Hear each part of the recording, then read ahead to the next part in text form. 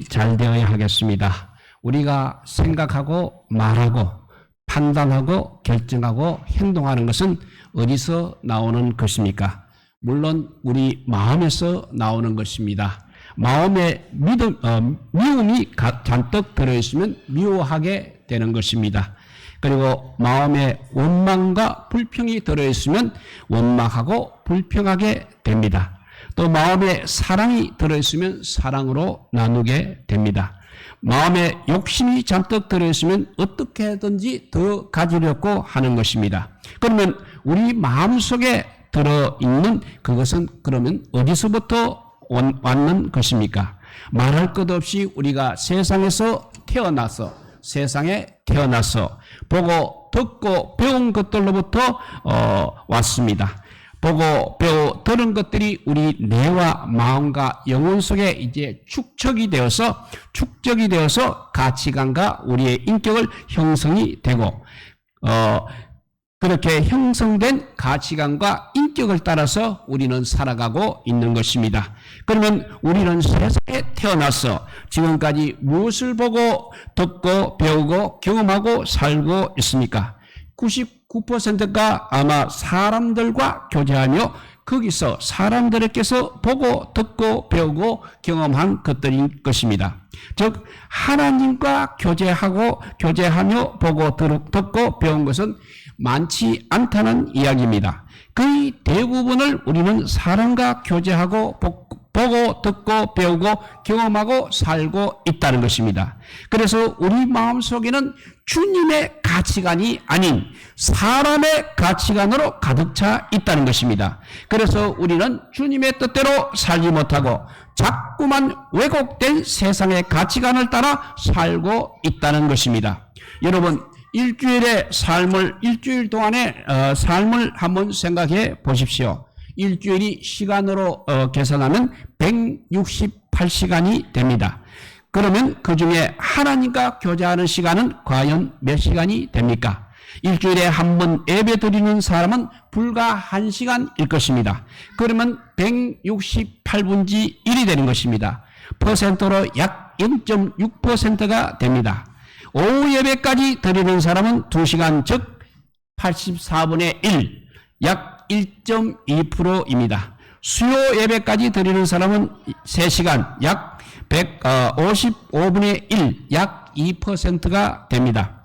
매일 새벽기도까지 드리는 사람은 10시간, 약 16분의 1, 그래도 6%에 불과합니다. 그러면 어떤 사람은 아예 하나님을 찾지 않고 세상만 교제하고 있습니다. 하나님을 찾는 사람은 많아야 6%, 적으면 1%도 안 되는 시간만 하나님과 교제하고 나머지 시간은 세상과 교제하며 거기서 보고 듣고 배우고 경험하고 살아가고 있다면 우리 내 구조가 과연 어떻게 되겠습니까? 우리 가치관과 인격이 어떻게 형성되어 있겠습니까? 물론 당연히 세상에서 보고 듣고 배우고 경험한 것들로 가득 차 있을 것입니다.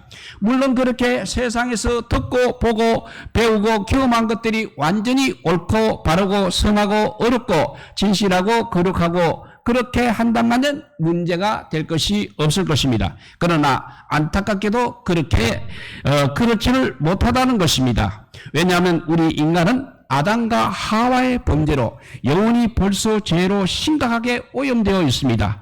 그래서 우리 인간은 본질적으로 죄와 무지 가운데 있기 때문인 것입니다.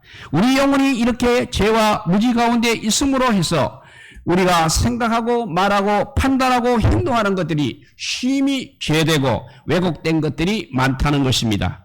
그러니 그렇지 않아도 내 영혼이 이미 유전적으로 심각하게 죄로 오염이 되어 있습니다. 거기다가 또 죄와 무지 가운데 있는 사람들과만 거의 대부분의 시간을 보내고 있습니다. 그러면 우리의 영혼과 인격이 어떻게 올바르게 형성될 수 있겠습니까? 지극히 인간적이요 물질적 이기적 자기중심적 사고와 그 밖에 온갖 왜곡된 가치관이 자리하고 있는 것은 너무나 당연한 일입니다. 그래서 대부분의 사람들이 그렇게 지극히 왜곡된 가치관을 가지고 있어서 선과 진리와 의를 따르지 못하고 있는 것입니다. 그래서 결국 자신도 생명의 은총을 누리지 못하고 남에게도 아픔과 상처와 고통을 주는 그러한 삶을 살 때가 너무나 많다는 것입니다. 그러므로 우리는 어찌하든지 우리 하나님과 교제하는 시간을 누려가야 하는 것입니다. 어찌하든지 우리 영혼이 조금이라도 더 하나님의 형상으로 회복되어야 하는 것입니다. 믿음과 사랑과 선과 진리와 의와 진실 등의 하나님의 가치관, 우리 예수님의 가치관을 가져야 하는 것입니다. 그렇게 우리 영혼이 하나님의 형상으로 회복이 되어야 하나님의 안에 있는 그 생명과 선과 진리와 의와 은혜와 사랑을 드리고 내가 먼저 진정한 생명의 은총을 누릴 수 있게 되는 것입니다. 하나님과 우리 사이에 이렇게 올바른 관계가 되면 사람과 사람 사이, 사람과 물질 사이에도 올바른 관계가 형성되는 것입니다. 그러면 사람을 사랑하게 되고 선과 진리와 의로 대하게 되는 것입니다.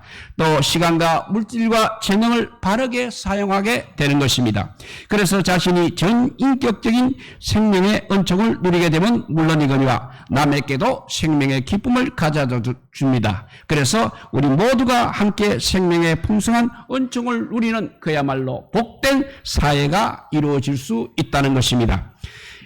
시편 42편 1절에 보면 하나님이여 사슴이 시냇물을 찾기에 갈급함 같이 내 영혼이 주를 찾기에 갈급하나이다 라고 고백하고 있는 것입니다. 영혼이 주의 은혜로 주님의 은혜로 가득할 때 진정한 생명의 은총을 누릴 수 있습니다. 그렇기 때문에 하나님께서 내 영혼의 은혜로 가득 채워주시기를 간절히 사모한다는 말씀이 되겠습니다. 우리 성도들은 어찌하든지 하나님을 가까이 함으로 우리 영혼이 하나님의 형상으로 온전히 회복되어 우리 자신도 생명의 기쁨이 넘치는 삶을 살아갈 뿐만 아니라 남에게도 생명의 기쁨과 은혜를 가져다주는 복된 삶이 되시기를 간절히 바랍니다. 그러면 어떻게 우리 영혼이 잘 되어서 늘 은혜가 충만한 삶이 될 수 있겠습니까? 그 첫째가 바로 말씀 생활에 힘을 써야 합니다.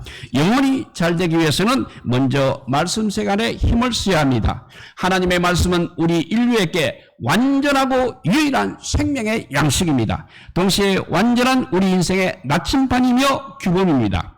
그러므로 우리 영혼이 살아나고 바른 길을 깨닫고 구원의 길, 생명의 길, 진리의 길, 영생 복락의 길을 가려면 반드시 말씀의 길을 기울여야 하는 것입니다. 말씀만이 완전하고 영원하고 생명과 진리와 은혜가 있습니다. 우주와 하나님과 인간과 이 세상과 내세와 영원한 나라에 대하여 정말 유일하고 완전하게 정보를 우리에게 제공해 줄 수 있는 것은 오직 하나님의 말씀뿐인 것입니다. 누가 우리에게 완전한 생명과 진리와 의와 영생 복락의 길을 알려주겠습니까? 누가 우주 만물에 대해서 다 알 수 있겠습니까? 그 어떤 철학이나 도덕이나 지식이 생명의 길을 알게 하겠습니까? 무엇이 인생의 궁극적인 목적과 가치를 가르쳐 주겠습니까? 사람은 아무도 없습니다. 제 아무리 위대한 사람도 다 죄인입니다. 다 무지한 존재입니다. 그리고 한계 속에 있는 존재입니다. 그렇게 죄와 무지와 한계 속에 있는 인간은 그 아무도 자신이 길이요 진리가 될 수 없습니다. 우리에게 생명의 길, 진리의 길, 영생 복락의 길로 안내해 줄 수도 없는 것입니다. 오직 하나님만이 우리에게 영생 복락을 주실 수 있습니다. 또 우리를 선과 진리와 의와 의와 영생 복락의 길로 인도해 주실 유일한 분이십니다.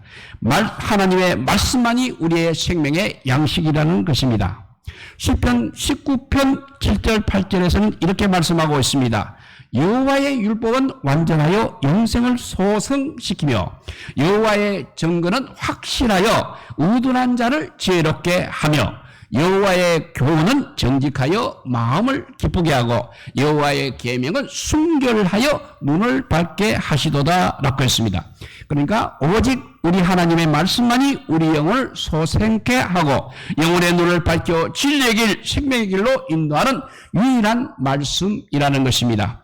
말씀을 항상 가까이 하시기 바랍니다. 그래야 하나님을 알게 됩니다. 그래야 진리의 길, 생명의 길을 알게 됩니다. 그래야 능력과 지혜를 얻게 됩니다. 그래야 속지 않고 시험에 들지 않고 세상에 끌려다니지 않게 되는 것입니다. 그러나 말씀을 보면 인생조차 모르게 됩니다. 인생의 목적과 가치와 의미를 모르게 되는 것입니다. 인생의 종착역도 역시 모르는 것입니다.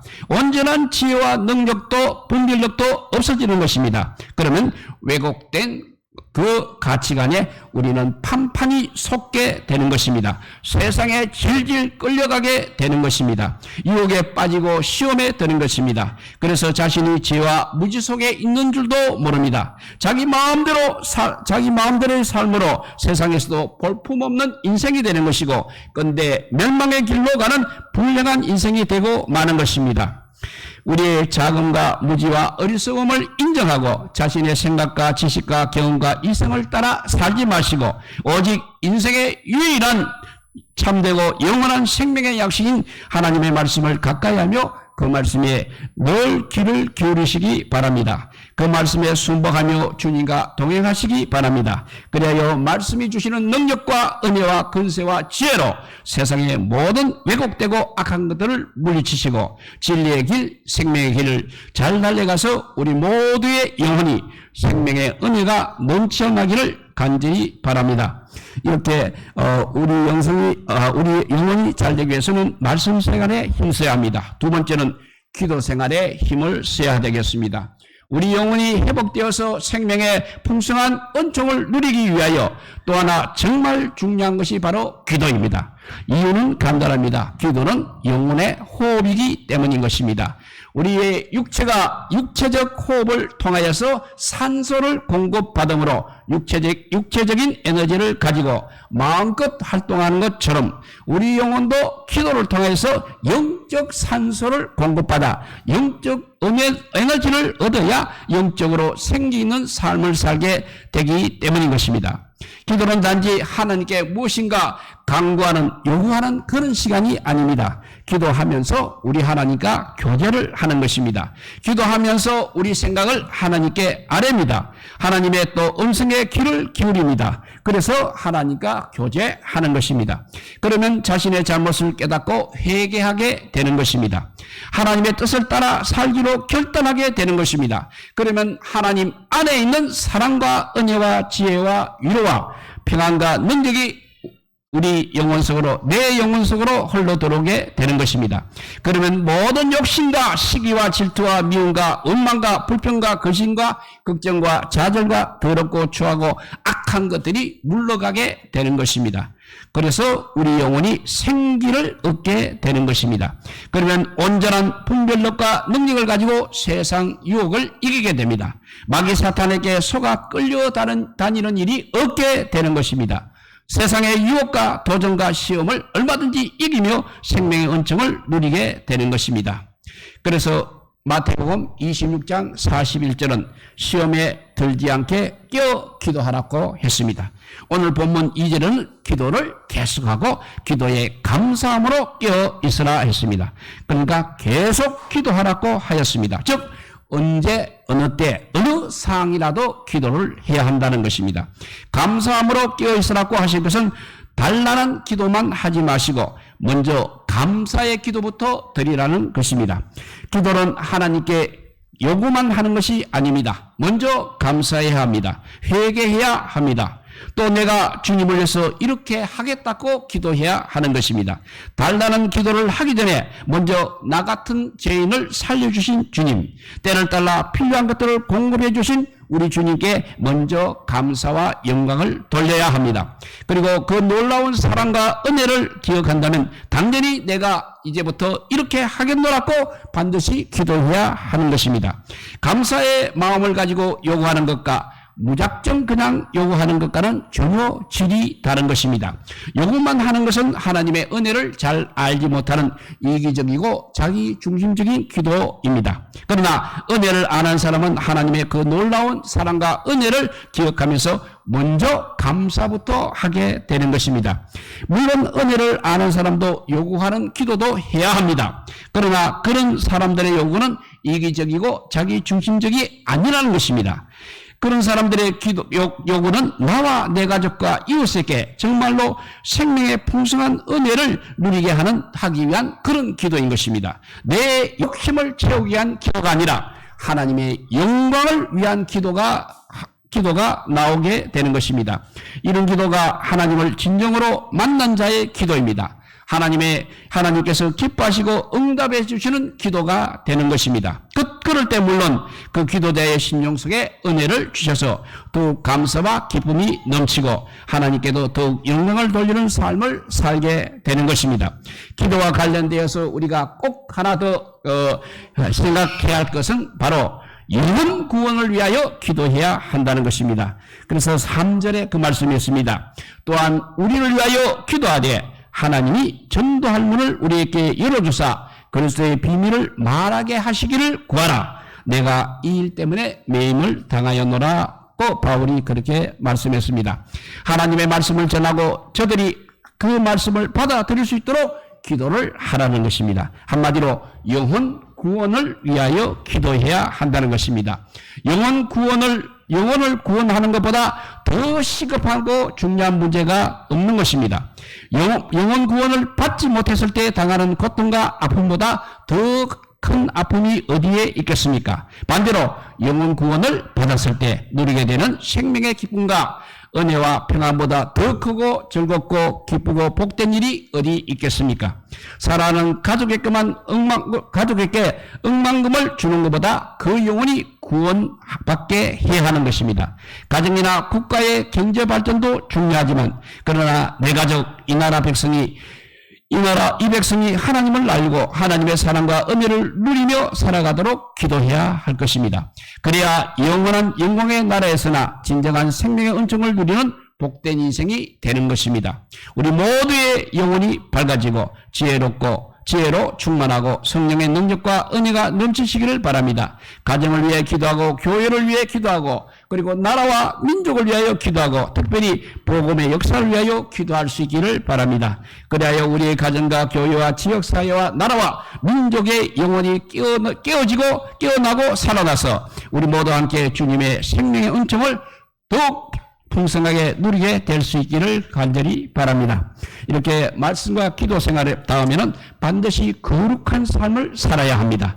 우리 영혼이 잘되어 생명의 은총을 누리면서 그 생명의 역사를 이루어 가려면 거룩한 삶을 살아야 합니다. 물론 먼저 예배와 말씀과 찬송과 기도를 통하여 직접적으로 하나님께 영광을 돌리고 하나님을 기쁘시게 하며 생명의 능력을 덧입어야 할 것입니다. 그러나 그걸로 끝나면 안 됩니다. 그렇게 은혜를 받았으면 이제는 당연히 우리 일상생활에서 은혜 받은 자로서 거룩하고 진실하고 어려운 삶을 살아가야 합니다. 그래야 내가 생명의 은총을 누리고 다른 사람에게 생명의 기쁨을 가져다주고 하나님께 영광을 돌리는 삶이 되는 것입니다. 그래서 로마서 12장 1절입니다. 그러므로 형제들아 내가 하나님의 모든 자비하심으로 너희를 권하노니 너희 몸을 하나님이 기뻐하시는 거룩한 산 제물로 드리라. 이는 너희가 드릴 영적 예배니라고 했습니다. 그리고 오늘 5절에도 외인에게 대해서는 지혜로 행하여 세월을 아끼라고 했습니다. 여기서 세월을 아끼라는 말은 세월을 고이고이 간직하고 있으라는 것이 아닙니다. 세월을 바르게 사용하라는 것입니다. 돈이나 시간이나 재능을 아끼는 것은 그냥 고이 간직하는 것이 아니라는 것입니다. 돈이든 시간이든 재능이든 그 본래의 목적대로 바르게 사용하는 것이 바로 아끼는 것입니다. 마찬가지로 세월을 아끼라는 것도 그냥 가만히 있으라고 하는 것이 아니라 원래 목적대로 바르게 사용하라는 것입니다. 그러면 바르게 사용하는 것이 무엇입니까? 하나님의 뜻대로 사용하는 것이 바르게 사용하는 것입니다. 것입니다. 시간이든 재능이든 돈이든 하나님의 뜻대로 바르게 사용할 때 가장 올바르게 사용되어 우리 모두가 서로가 서로에게 기쁨과 유익과 복을 주면서 하나님께 영광을 돌리는 풍성하고 복된 인생이 되는 것입니다. 그래서 오늘 6절 말씀에 너희 말을 항상 은혜 가운데서 소금으로 맛을 낸과 같이 하라. 그리하면 각 사람에게 마땅히 대답할 것을 알리라 했습니다. 여기서 맛을 낸다는 것이 바로 세상에 기쁨과 평안과 은혜와 사랑과 소망과 위로를 주어 살만 나는 세상을 만들라는 것입니다. 우리가 그렇게 맛을 내는 삶을 살려면 우선 우리 말을 곱게 그리고 예쁘게 긍정적으로 상냥하게 친절하게 해야 한다는 것입니다. 그래서 말로서 다른 사람에게 기쁨과 은혜를 주어야 한다는 것입니다. 우리 믿음의 사람들은 말도 예쁘게 해야 합니다. 어떤 사람들은 말만 잘하는 것보다 행동을 잘해야 한다고 합니다. 말도 나쁘게 하고 행동도 나쁘게 하면 빵점입니다. 그러나 비록 행동은 그렇게 미치지 못할지라도 말이라도 잘하면 그래도 반틈 50점은 되는 것입니다. 물론 우선 말을 예쁘게 하고 그 다음에 행동도 예쁘게 해야 한다는 것입니다. 우리 믿음의 사람들은 우선 말이 예쁘고 그 다음에 행동도 잘해야 됩니다. 진실해야 됩니다. 의로워야 합니다. 성실해야 됩니다. 거짓이 없어야 하는 것입니다. 어느 곳에 있든지 다른 사람에게 생명의 기쁨과 유익과 소망을 가져다 주어야 하는 것입니다. 이것이 소금으로 맛을 내는 인생의 모습인 것입니다. 그러면 나도 행복하고 너도 행복하게 되는 것입니다. 우리 가운데 하나님 나라가 임하게 되는 것입니다. 이것이 우리 믿음의 사람들의 삶이라는 것입니다. 이것이 바로 우리 영혼이 잘된 자의 삶의 모습인 것입니다. 이제 말씀을 정리해 봅니다.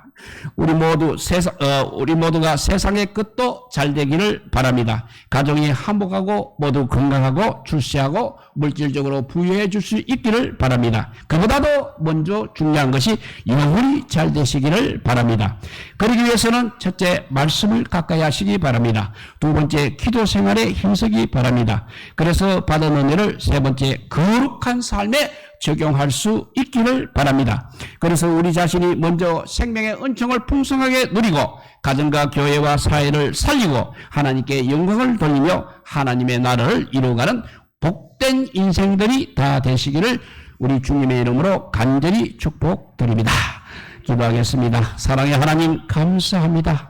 우리가 그런대로 믿음 생활 한다고 생각했지만 오늘 말씀에 비춰볼 때 부끄럽기 짝이 없습니다. 먼저 너무나 세상과 가까이 있고 하나님과는 너무나 멀리 있는 것 같습니다. 시간적으로 그렇고 공간적으로도 그렇습니다. 이제 아버지 주의 말씀에 바짝 가까이 가게 하여 주시고 하나님의 또 말씀과 또 말씀에 따라서 기도도 또 열심히 시간을 내어서 기도의 시간, 말씀 보는 시간이 점점 늘어나게 하여 주셔서 우리의 삶이, 우리 영혼이 거룩한 삶으로 변화되게 하여 주셔서 내가 잘될 뿐만 아니라 우리의 이웃까지도 구원의 길로 인도할 수 있는 우리 모두가 되게 하여 주시기를 간절히 빌고 원하올 때 우리 구주 예수 그리스도 이름으로 기도드리옵나이다. 아멘.